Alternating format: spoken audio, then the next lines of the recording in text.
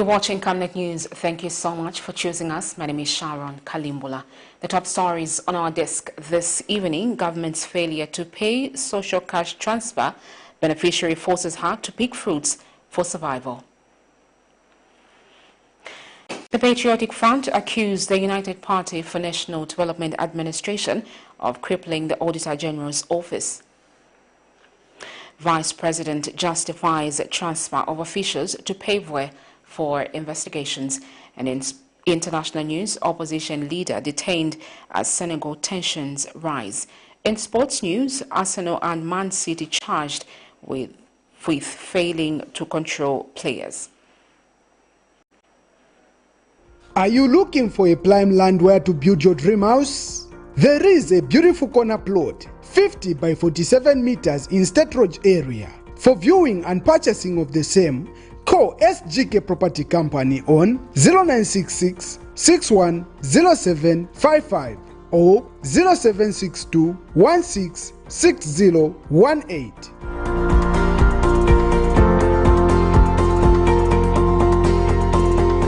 Secure your future by settling in a nice and peaceful area. The news in detail.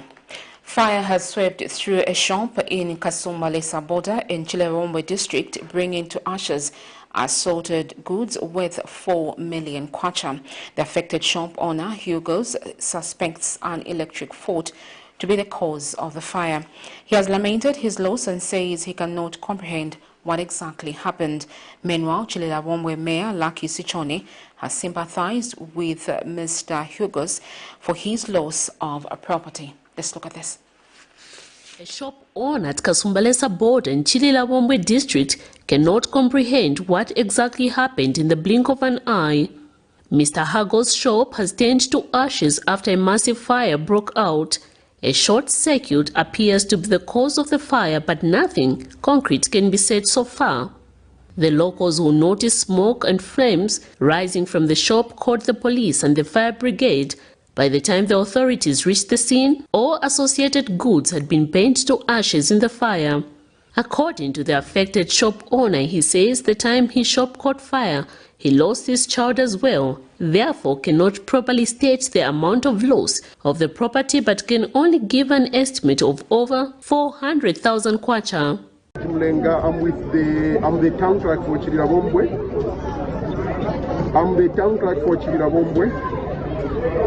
I'm with the mayor for Chilewombe, Mr. Lucky Sichone. Okay, you are the owner of the business that had the tragedy of a fire. Okay, where are you right now? Because the mayor is here. He wanted to interact with you and just share his concern about your loss.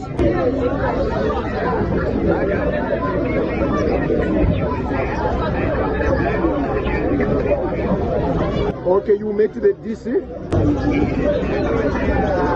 Expressing his concern, the affected owner says he does not know how he will recover the losses. There were some things we could have saved. But it was out of control, you can't control that kind of so they came now, it was like, this is the chance. The chance, yeah. So they took all the rice, meal and stuff. Well, I mean, things happen. As I told you, that right now we can say that this one, because we have to calculate, at least we have to spend. My mind is not stable. Not only with this one, starting with the baby. He just lost a baby. Lost a baby the same day, So he was not there. He was there.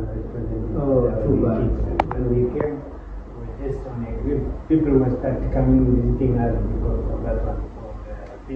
So it was like a double block for you. Yes. So it's like two funerals. The funeral there and another funeral. Chilewombe Mayor Lucky Sichone, in the company of Town Clerk George Mulinga, visited the site. The incident is said to have occurred on the 14th of this month. We are just trying to sympathize with you. I think that's the bottom line. We just sympathize with you because I'm trying to put myself in your shoe. I know it's not an easy situation that you're going through, and more especially that you have mentioned, so you also lost a child. So it almost happened at the same time. Yeah. You are mourning your child here, and then you receive again some other bad news somewhere. And obviously you sit and you wonder to say, what could be happening in my life? Is this okay with me or something? Yeah. So, but I like one statement you use here, when you say, you just leave these things in the hands of the Almighty God. There's a purpose for everything.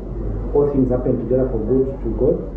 We may not understand the reason why these things happen like this as human beings, but we thank God in every situation. Miriam Kaimba reporting for Camnet TV News. An elderly woman of Lusaka's Monali constituency, Tipembe Piri, who is on social cash transfer program, says she has been struggling to fend for herself as she has not been paid for close to 4 months now. Speaking to Camnet News, Ms. Piri says she is now surviving through selling mangoes that she picks around the community and resells, stating that the money she makes is, however, not enough to support her fully. Meanwhile, Ministry of Community Development and Social Welfare, when questioned about the status of those who have been issuing similar complaints of not receiving the fund, declined to comment on the matter even after meeting them. Details in this report. With the high poverty levels in Zambia that affect over half of the population, according to the World Bank, the social cash transfer program plays a direct role in helping to reduce this poverty to some extent among most vulnerable groups. These groups include the aged and people living with severe disabilities who can hardly fend for themselves. The 2023 national budget saw the social cash transfer funds being scaled up from 6.2 billion kwacha in 2022 to 8.1 billion kwacha in 2023, representing an increase of 30%. Along with this increase came a system upgrade, which the Ministry of Community Development and Social Services says is aimed at making the system more efficient. Complaints have, however, arisen from some beneficiaries following the system upgrade, as this indicates that they have since stopped getting any funds. Tipembe Piri is one of the affected people, stating that it is now close to 4 months without receiving any social cash transfer funds, further stating that she is now struggling to survive. The old woman now moves about the community collecting mangoes that have fallen off from trees, as well as picking up charcoal which remains on the ground from points of sale, stating that this is what she now sells to survive. Her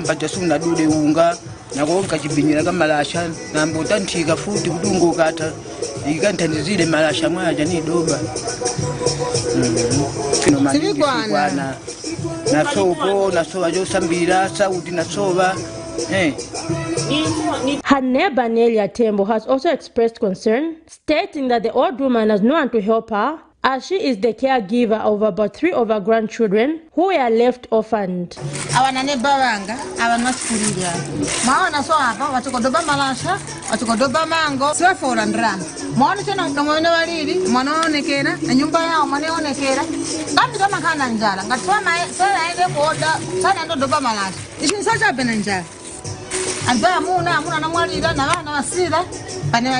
When contacted over the complaints of some people not receiving the social cash transfer funds, Ministry of Community Development and Social Services Acting Director for Social Welfare refused to give a comment on the matter, despite having initially agreed to the interview. The affected beneficiaries have called for investigations into the disbursement of the social cash transfer money. Zipporah Mshala, Camnet News, Lusaka. A family of 15 in Lusaka's John Lane compound, Kanyama constituency, has been left stranded after their house got flooded due to heavy rains experienced in recent weeks. Among the 15 family members, 5 are disabled and unable to fend for themselves. Mother to the 3 disabled children, Disa Piri, is pleading with government to help her with temporary shelter. Meanwhile, Youth in Action for Disability Inclusion in Zambia, YADI's executive director, Ian Banda, says persons with disability have not been spared from the impact of climate change, hence calling on government to intensify efforts on climate change mitigation, especially towards persons with disabilities. Details in this report. The devastating impact of climate change in Zambia has seen many families lose their homes, while animals have died and infrastructure destroyed. Women and children have not been spared, as some schools have closed, while crops have been submerged and destroyed. Persons living with disabilities have, however, been hard hit as their condition has limited their capacity to handle climate change effects such as flooding and droughts. This is a family of 15 members in Lusaka's John Lane compound who have had their home flooded by heavy rains and destroying some of their properties, including foodstuff. 5 members of this family are, however, living with disabilities, and 3 of the disabled persons are also visually impaired. Mother to these children now narrates.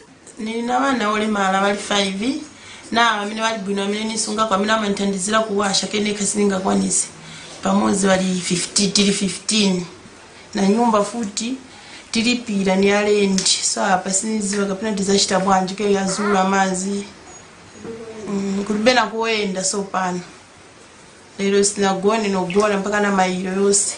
And despite having 5 of our children living with disabilities, none of them has been put on the social cash transfer program. Program ya social cash transfer mulipo nikalembesa soma ni folisa sibi machoka mazina batulemba ni malembesa manje kuti bichoke mazina kulibe tilemo sesera. By broadcast time, 2 of the disabled family members who are also visually impaired had been evacuated to a relative's place, and Mrs. Peary has now called on the government and well-wishers to come to the rescue of the family by providing them with shelter and foodstuff. Ababiri so angala buno bwino wenda kuli bakazeni baba wenda wasonga ku kifo cyo kuti manzi yazula so naswabo wasungira so nipemba kwa imudi unitandizire kumwene ningasungira abana nipemba kutandizo ndo Mungu. And Youth in Action for Disability Inclusion in Zambia YADIS wants climate change measures implemented in the shortest possible time. You wish to agree with me that Zambia, under the Climate Change Act, has been reluctant when it comes to issues of dealing with issues of climate change. And Disability Rights Watch Program's coordinator Bruce Joma has spoken to the need for the government to introduce quick response measures to climate change effects on persons with disabilities. The UN Committee on the Rights of Persons with Disabilities in 2022 published guidelines for deinstitutionalization and also responding to emergencies and humanitarian crises.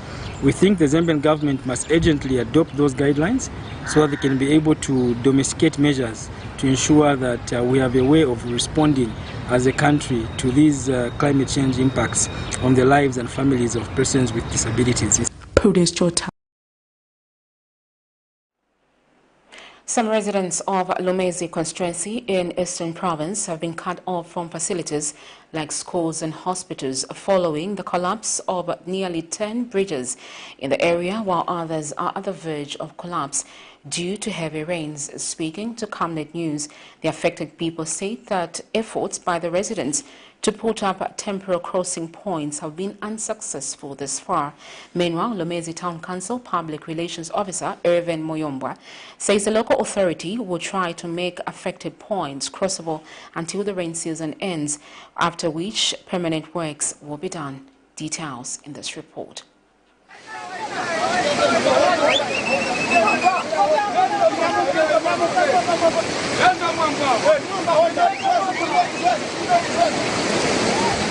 It now takes bravery for some people of Lumezi constituency in Eastern Province to access basic facilities like health, as one would have to face fast-moving waters to get to their destination, following the collapse of almost 10 critical bridges in the area due to the heavy rain, which has been falling in the constituency in the past few days. Even some bridges that have been left standing are at the verge of collapse, leaving many residents stranded. This situation is not unique to Lumezi constituency but has been the same in many parts of the country, necessitating urgent measures both in the short and long term to ensure that citizens are not inconvenienced. Such incidents have also cut off pupils from schools and traders from markets where they can sell their produce. Amafuta yali hapa bridge ni opangwa na maplanga. Soko matili na challenge ni ikulu ili hapa. Kujumba manzi hapa koenda ngati mfuno enda ukutesesho pita manzi kufika muso msana. Problem ni ikulu boma yanganepo. Pali bridge. Ndawa hapa ni wanda ni chape ise ma group edema ni chape minzi. Na sonkana tundarama kuti tupangeko ichi. Takuti chitandizire ndiye chikuti chaenda na manzi. Boma litivile hapa tukupemba boma litivile hapa. Kujo kopita kunyake yayi. wile urije kunyaka tikada daula kwa dada kuboma liti wile ya sasa pemba boma liti tantena tunabutonda ngakuna diali hapo asuska shobene jakwa na bana na njara hapo tondeka kumbuka boma liti tandisi. Meanwhile, Lumezi Town Council, through its public relations officer Ivan Muyumbwa, says spot checks have been conducted to ascertain the extent of the damage, adding that the local authority will try to make the affected points passable. As a council, we have swiftly moved in those affected areas. So as we speak, a team from the Works and Engineering Department is currently on site at most of these crossing points that have been affected, and they are putting up immediate interventions such as backfilling the culverts in order to make the crossing points passable. And we continue to engage the central government to at least look into the welfare of the affected people at the crossing points which are critically affected. He states that some works are being conducted, which include the Lusangazi Bridge being done using the 2021 Constituency Development Fund, CDF, at a cost of 150,000 kwacha. Zipora Mshala, Camnet News.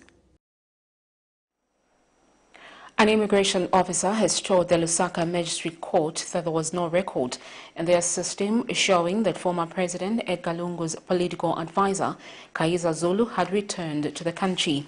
Testifying in a matter in which Mr. Zulu is accused of failing to appear before a nearest immigration office, Peter Subolwa, 45, chief supervisor at Chirundu border, has told Magistrate Silva Munyanyi that according to their system, the accused left the country on the 23rd of July 2022. However, no information indicated that he had entered the country. In this matter, Mr. Zulu is also accused of falsely representing himself to be a person employed in the public service as a diplomat and using a diplomatic passport. Miriam Kaimba filed this report. On the 14th of March 2023, the subordinate court in Lusaka is scheduled to deliver its ruling on whether it will grant the application by former President Edgar Lungu's political advisor Kaiza Zulu to be granted access to his passport. The former political advisor is standing trial on 3 charges bordering on false representation of himself and failing to surrender a diplomatic passport. When the matter came up for hearing this morning, the 17th of February 2023, his defense counsel, Joseph Chilwa, told the court that he had an application seeking permission for the accused's passport to be released to facilitate his travel for medical treatment. The defense counsel prayed the court to release his client's passport, adding that there was no apprehension whatsoever for him not to access his passport. In response, the state opposed the application, arguing that the court had not yet pronounced its decision on the release of the passport, further adding that there are other avenues the accused person can explore to get hold of the said passport. Lusaka Magistrate Silva Munyinya says she will deliver her ruling at the next court hearing. Earlier, a state witness testified that there was no record on the immigration system showing the return of the accused in the country. Peter Siwulwa, a chief supervisor at immigration based at Chirundu border, testified that on the 4th of December 2022, after checking on an electronic system called Zambia Immigration, he discovered that the accused left the country on the 23rd of July, but there was no information indicating of his return back into the country. In the first count, allegations are that Mr. Zulu failed to appear before the nearest immigration officer on the 9th of December 2022, while in the second count, the state accuses him of failing to surrender his diplomatic passport when required to do so by the chief passport and citizenship officer upon ceasing being a diplomat on the 20th of December 2019. In the last count, Mr. Zulu is alleged to have falsely represented himself to be a person employed in the public service as a diplomat using a diplomatic passport. Mr. Zulu has denied all the 3 criminal charges. Miriam Kaimba, reporting for Camnet TV News. In other news, the opposition Patriotic Front has accused the United Party for National Development Administration of crippling the Auditor General's office so that it can produce a fake report to cover up its corruption. Leader of the opposition in Parliament, Brian Mundubile, alleges that government transferred competent officials from the Auditor General's office on what he termed as unsubstantiated reports. Mr. Mundubile told a press briefing in Lusaka Friday that their quest of providing checks and balances, they are keen to promote democratic institutions that provide oversight over the executive. He has since demanded that the forthcoming Auditor General's report does not omit issues surrounding the procurement of fertilizer at alleged inflated figures. The Zambian Parliament is back in session on Friday, 17 February 2023, shortly after winding up the business of the day. Members of the opposition convened for their weekly media engagement to share with the press their perspective on various national matters. Certainly, the issue of the high cost of living that is affecting many Zambians was highlighted, and government was advised to urgently address the matter. President Hakainde Hichilema's administration is also being queried on the aspect of debt contraction without parliament approval, citing the issue of Tazama maintenance works. The government has also been advised to withdraw from the International Monetary Fund bailout program on account of delayed debt restructuring amid economic misery in the country. This government should disengage this country from the heartless IMF conditions, because no one is benefiting from it. It is actually in the ICU right now. Let it be removed from the ICU so that we bury it and forget about it. It's just benefiting the imperialists in America, as the people who are supposed to benefit from it are not. So why do we still have it?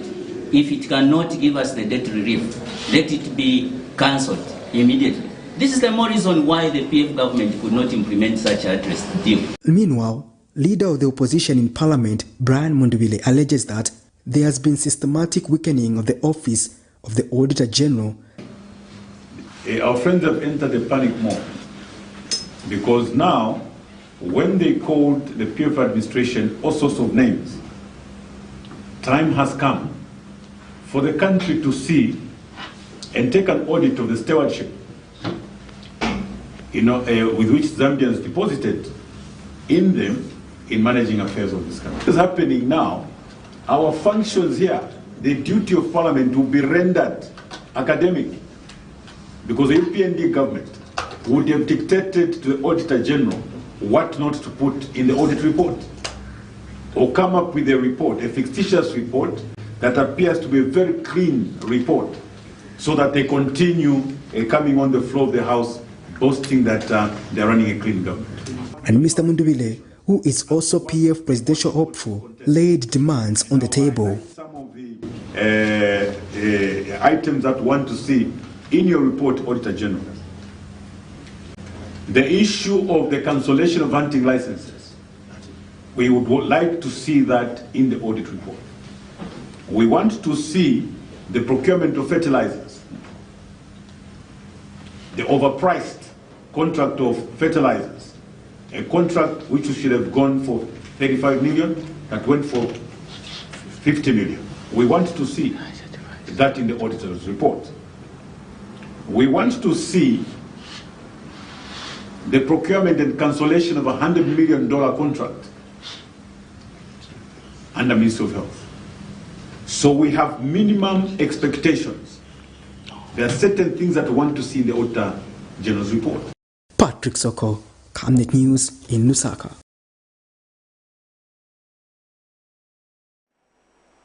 Meanwhile, Vice President Mutale Nalumango has justified the transfer of permanent secretaries and other officials at the Ministry of Finance and National Planning, as well as that of the Auditor General's office. She says this is aimed at paving way for investigations over alleged payment to the Cabinet Office and the Public Service Management Division.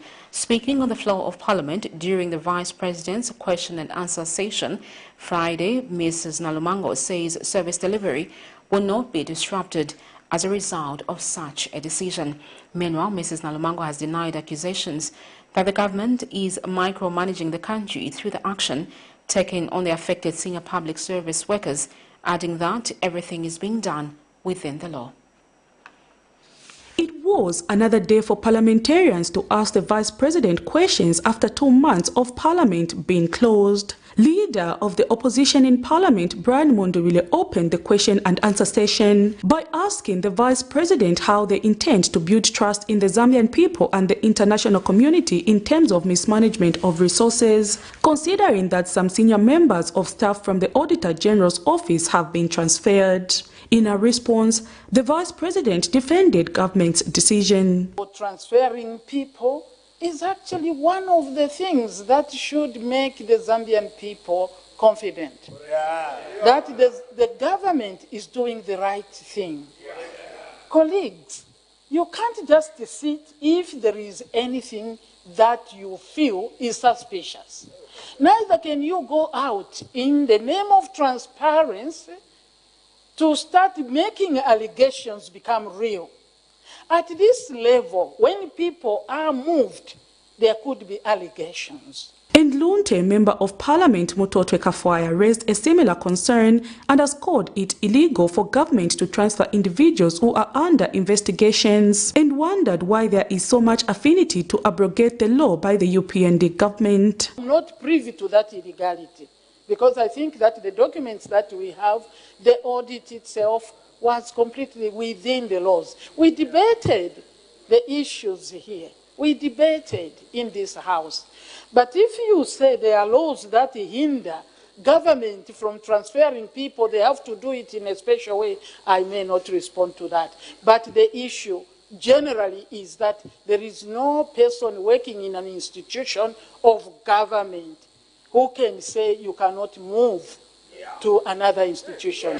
Meanwhile, Nalolo, Member of Parliament Imanga Wamunima, asked the Vice President on why there has been delays with the Enumeration Commission to effect the increase of allowances for councillors around the country. I think that we may not talk of delay. The fact that this motion was passed, Madam Speaker, one, there was no date fixed to it. And therefore, this House accepted that there was need to look at the conditions of service. And Kabwe, Central Member of Parliament, asked the Vice President if at all government has any plans to capacitate the Zambia National Service and the Zambia Correctional Service by procuring more milling plants in order to help control the price of milling meal on the Zambian market. So number one, we will not crowd out the millers because they have a right to survive. That should not be the intention, to have the millers out of business. But we have to know which millers are reasonable. That is very important. And Lundazi, Member of Parliament Brenda Nyirenda, also asked the Vice President on when the government plans to connect Lundazi district to the national grid, adding that the people of our constituency are suffering due to lack of electricity. We are not going to continuously debate Chama, Lundazi and power. We spent a lot of time, colleagues, you remember, throughout this week, with the minister responding to how the situation of power is being handled in that area. That actually the work has begun. I also listen when I sit here. That's why I sit here, to listen to my ministers and also the other honorable members of parliament. Prudence Chota, reporting for Camnet TV News. The Merchandisers Union of Zambia has urged manufacturing companies in the country to consider increasing salaries for their workers in view of the current cost of living without waiting for the revision of the minimum wage. In an interview, MEO's General Secretary Raphael Chibwe says after engaging the association representing employees in the merchandise sector on the issue, a number of big companies have revised their employees' salaries from 1,800 kwacha to 2,603, which he says is a good move. Mr. Chiwe has, however, noted the resistance from their employers, noting that these are waiting for the minimum wage to be revised upwards by government before they can consider increasing salaries from their employees. The MEO's General Secretary, however, says this should not be the case, as employees need to be given salaries that will match the living standards of now. We are very happy that Merchandisers Employers Association of Zambia, they have awarded us the increment on the just ended collective bargaining which we had recently. for the period of 1 year from 2023 January to December 2023. We are also appealing to other private companies who are still outside, especially the merchandising sector.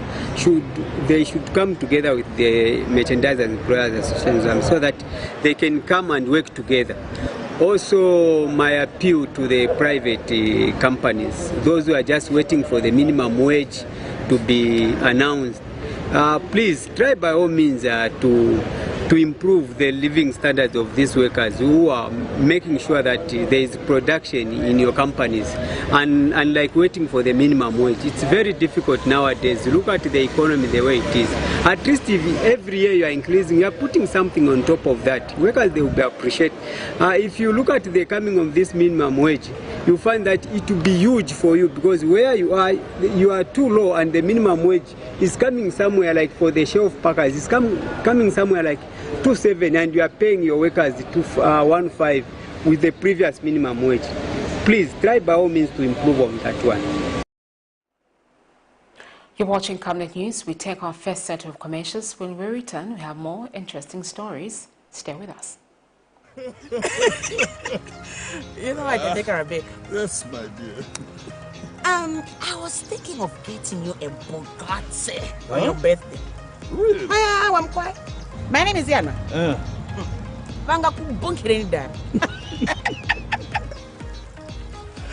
Don't worry, man. That's why there is insurance. Insurance? You heard me.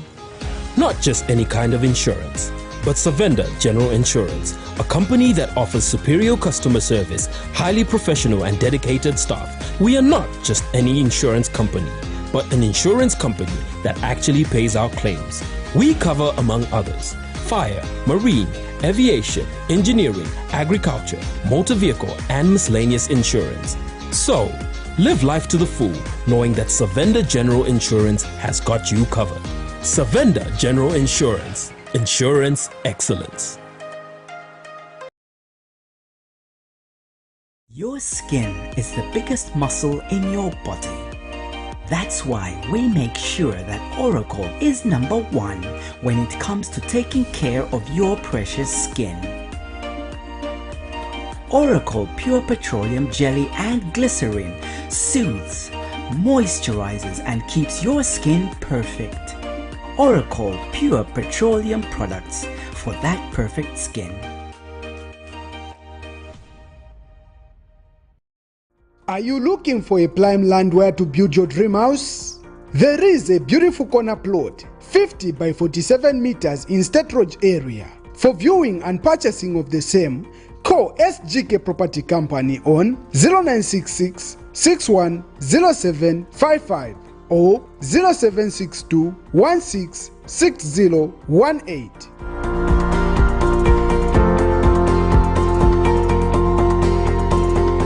Secure your future by settling in a nice and peaceful area.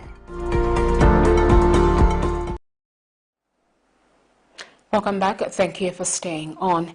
The Media Network on Child Rights and Development Executive Director Henry Kawe has attributed the increase to youth-led gangs to lack of exposure and child labor.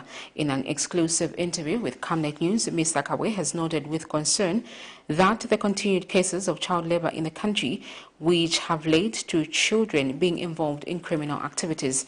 He says people are employing children for cheap labor because they do not want to abide by the minimum wage requirement directed by government. Youth-led gangs in Zambia are becoming a common phenomenon in most parts of the country. Children as young as 10 are also being indoctrinated to the gang culture, leading to increased criminal activities such as theft. Poverty, among other situations, have been attributed to the rise in gang culture, noting that most poor families send their children to sell in the streets, a matter that is said to have great potential of exposing them to indecent behavior. Media Network on Children's Rights Executive Director Henry Kawe tells Camnet TV News that child labor deprives children of a chance to fully enjoy their childhood and other rights like education, hence engaging in youth-led gangs for survival. Child labor is something that has been there for a long time. And when we say child labor, we are not saying children are not supposed to do certain chores. But child labor is something that deprives children of their health, of their opportunity to go to school, of the opportunity to develop fully, into adulthood. So for us to really combat child labor, we also have to attach the kind of education we're giving these children so that when they come out of the education system, they're able to contribute to national development. Mr. Kawe has since urged the relevant authorities to ensure that all cases of child labor are investigated, stressing that children must be in schools and not working in tobacco fields or elsewhere hired for cheap labor. We have people that employ children for cheap labor because they don't want to abide by the minimum wage requirement from the laws of Zambia or the government. So they would get children to work in tobacco fields so that they pay them peanuts, to maximize their profit. It's very, very important that the law enforcers should move in and ensure that these cases are investigated, because education in Zambia is not only free, it's also compulsory. So Beatrice Chabaya, Camnet News, Lusaka. The National Action for Quality Education in Zambia ACCUSE has praised government for reinstating meal allowances for students in selected public universities. In a statement to Camnet TV, ACCUSE Executive Director Aaron Chansa is gratified that President Hakainde Hichilema has actualized his electoral promise of reinstating the meal allowances for students in selected public universities, among them the Copperbelt University. Mr. Chansa says the development will make economic, academic and social lives easy for the vulnerable students who have generally been struggling in universities. And Mr. Chansa also expressed hope that the presidential commitment on meal allowances will be extended to the construction of King Lewanika University in Mongo, FTJ University in Mansa, and hostels at the University of Zambia. We are very excited that His Excellency has fulfilled his electoral promise of reinstating meal allowance for our vulnerable students. This is very elating. We would want to commend the President.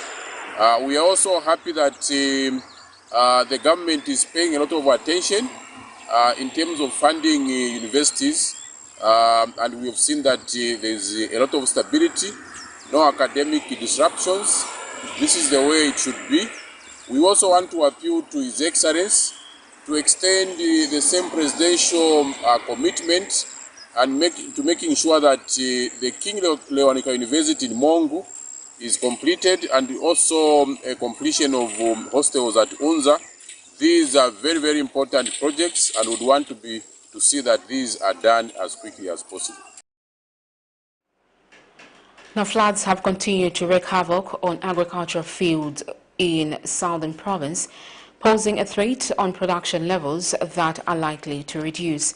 This came to light when Southern Province Agriculture Officer Paul Nyambe toured Sinazongwe, Choma and Namwala district to ascertain the effects of floods on crop production. Mr. Nyambe said over 18,000 households and more than 20,000 hectares have been affected by floods in the province.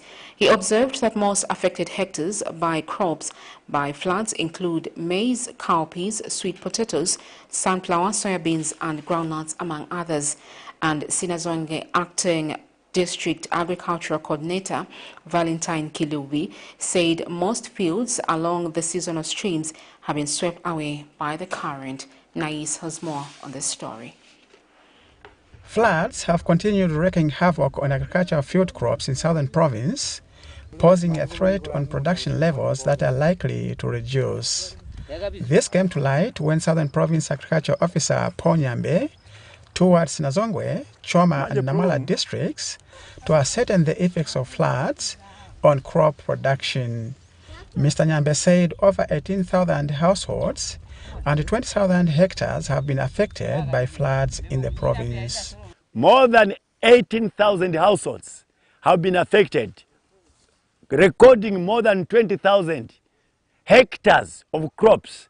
Maize is the biggest hectareage, cowpeas, sweet potatoes also is flooded, soybeans, groundnuts, all this range of crops which the farmers are producing in the province have heavily been affected. And Sinazongwe Acting District Agricultural Coordinator Valentine Kelobi said most fields along the seasonal streams have been swept away by strong current, affecting 610 households with about 462 hectares of crops affected. Approximately about 610 households were affected and about 462 hectares of mixed crops. Meanwhile, Namala Acting Senior Agriculture Officer Baid Hamududu says 4,000 households have been affected in the district and at least 6,000 hectares of crops were affected. 4,000 households whose fields were flooded and about 6,000 hectares of fields has been affected. I have exactly 6 bags of fertilizer and applied in my crop. We then received floods. I'm requesting for assistance so that I can save my children. Reporting, Lawrence Kabutu in Namala. You're still watching Camnet News. We take our second set of commercials. When we return, we have sports and international news. Stay with us. Are you looking for a prime land where to build your dream house? There is a beautiful corner plot, 50 by 47 meters in State Road area. For viewing and purchasing of the same, call SGK Property Company on 0966 610755 or 0762 166018.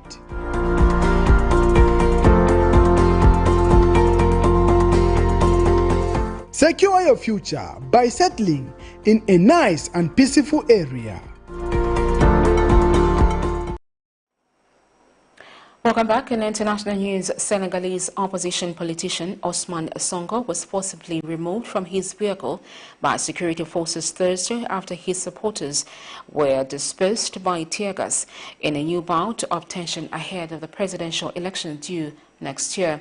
The incident took place after a postponement of the politically charged trial that may determine Sonko's eligibility for upcoming presidential election, whose date was also announced on Thursday. In a video footage broadcast live on social networks, the politician, who came third in the 2019 presidential election and he's declared himself a candidate for the 2024 race, is seen being forcibly removed from the back seat of his vehicle by uniformed men. Here is a roundup of international news. Senegalese opposition politician Ousmane Sonko was forcibly removed from his vehicle by security forces Thursday after his supporters were dispersed by tear gas in a new bout of tension ahead of presidential elections due next year. In a video footage broadcast live on social networks, the politician, who came third in 2019 presidential election and has declared himself a candidate for 2024 race, is seen being forcibly removed from the back seat of his vehicle by uniformed men. The incident took place after the postponement of a politically charged trial that may determine Sonko's eligibility for upcoming presidential elections, whose date was also announced on Thursday. The police prefecture later confirmed that it was later taken home. The incident come amid growing tension in the West African country, which has a general reputation for stability in a region where political turbulence is widespread.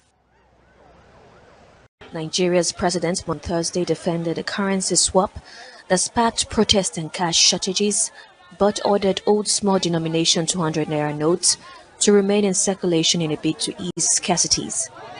The weeks-long cash crisis has intensified days before Nigerians go to the ballot box. The of new naira is going to affect my decisions for the election. It will make me like it's making me step back to reevaluate what Nigeria really needs, because it's affecting even the common Nigeria. Everybody in the market, everybody is affected. The rich, the poor, the middle class, everybody is affected by this decision. Buhari's decision this morning, yes, it does change anything to the Nigerian economy.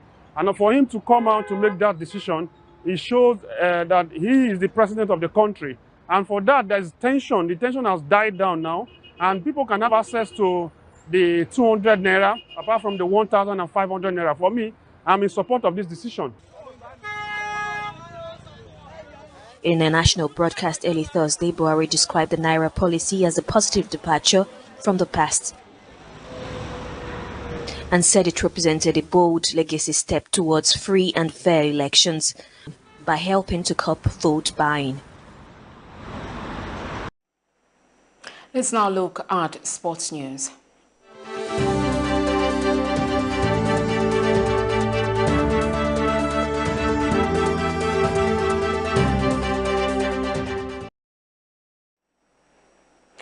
Arsenal and Manchester City have been charged by the Football Association with failing to control their players during Wednesday's Premier League game. Both sets of players surrounded referee Anthony Taylor at different times during the match at Emirates Stadium. Arsenal protested when City's Erling Haaland was awarded a penalty, a decision then overturned by VAR. City were unhappy at the decision to award Arsenal a first-half penalty and later with an AD foul. Nketiah was shown a yellow card for the challenge on City's Ruben Diaz. It's alleged that both clubs failed to ensure their players conducted themselves in an orderly fashion, with Arsenal's players surrounding the match officials during the 56th minute and Manchester City's doing so during the 42nd and 64th minutes. Both clubs have until Tuesday to respond to the charges. The FA has announced trials for referees at grassroots level to wear body cams in an attempt to prevent abuse towards officials. FA Chief Executive Mark Bellingham said he hoped it would have a positive impact on behavior. Well, that note brings us to the end of our news. The headlines once again. Government's failure to pay social cash transfer beneficiary forces her to pick fruits for survival. The Patriotic Front accused the United Party for National Development Administration of crippling the Auditor General's office. Vice President Motale Nalumango justifies transfer of officials to PAVE for investigations. In international news, opposition leader detained as Senegal tension rise. And in sports, Arsenal and Man City charged with failing to control players. We now look at the Camnet verse of the day, and it's coming from 1 Peter 5, 6-7, and it reads, "Humble yourselves, therefore, under God's mighty hand, that he may lift you up in due time. Cast all your anxiety on him, because he cares for you." Well, thank you so much for watching Camnet TV. My name is Sharon Kalimbola. Good night.